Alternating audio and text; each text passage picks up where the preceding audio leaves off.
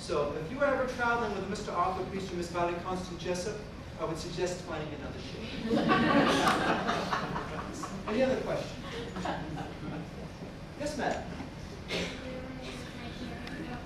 What's that, madam? Oh, yes. And can you see all the books over here? Yes, reading is a very good thing. Any other questions about Titanic? Yes, ma'am. What's the story with the other ship? That you said people had seen another ship, but you said it's a different story? Well, some people thought it was the ship, the Californian. And the Californian was one of the ships that had sent us iceberg warnings.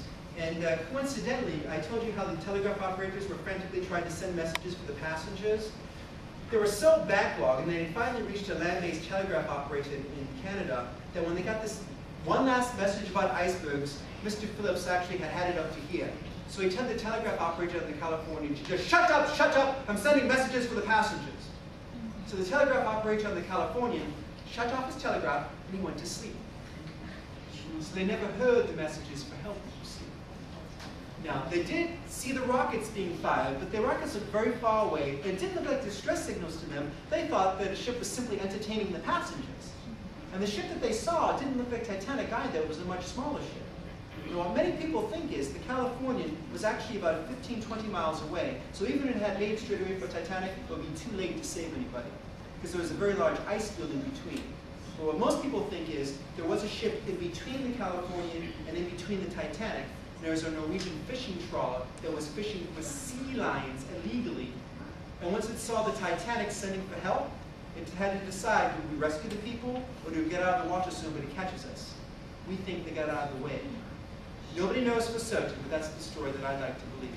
Because I knew the captain of the Californian. It was a very fine line. You could not be that foolhardy. Any other questions? Yes, ma'am. What is this for? That's a boarding pass. If anybody's interested in finding out if that particular person survived Titanic or not, I do have a book up here called Titanic Names. And it has every single name listed for every single crew member and passenger.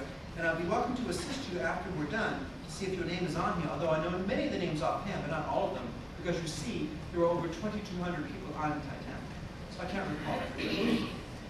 So you can either look it up here, or you can go to one of those new locations you have. You have some new devices, I think.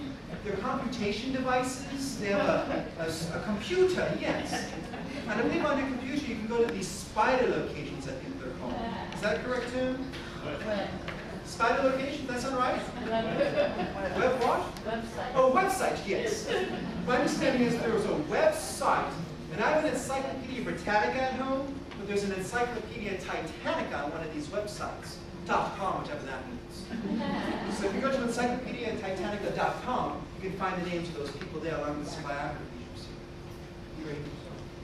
Any other questions? Yes, sir. How many crew were saved? I forget the exact number. It's be in this book here, sir, but there was less than a quarter of the crew saved. There was around 270 or so out of 900.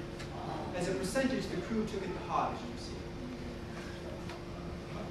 The ones that were saved in the crew, how come that many were saved if they kept all the men except a few in each lifeboat? A couple of answers for that, sir. First of all, to land a lifeboat, we generally needed anywhere from 4 to 5 crew members. You need people to help row, and also you needed an able-bodied seaman to help navigate and steer the ship properly. So you needed those many people in there. And actually, a lot of the people we put into the lifeboats were the trimmers or the firemen who stoked the coal, because they're very strong. They could row for a very long time. Now, there's 2 incidents as far as women and children is concerned. It's not the rule of the sea, but it's understood that it was women and children first. But on my side of the ship, which was the port side of the left side, the captain told me women and children only. So I stuck to the rule of the captain. I did not let any gentleman on board that lifeboat unless they were a crew member who was needed to help. And I'll take your question in a minute, ma'am. Now, on the other side of the ship, the starboard side, my good friend Mr. William Murdoch was actually in charge. And he felt that it was women and children first. And if there happened to be any room to allow the crew members to get on board, or a gentleman to get on board if they happened to be around. And he was a bit soft-hearted because you see, crew members were the only sole support for their families back in England. So if there was room in a lifeboat and there were no more women and children around, First Officer Murdoch did let some of the crew members in, or male passengers if they happened to be there. That wasn't the case on my side of the ship. Any other questions? Madam, you had a question? I think you had a question down here, did you, Lee? No? Well, I think, as I told this gentleman, it was a little over 200, I think, about 270. I'm surprised nobody asked me about the third-class passengers being locked down below or any of those stories.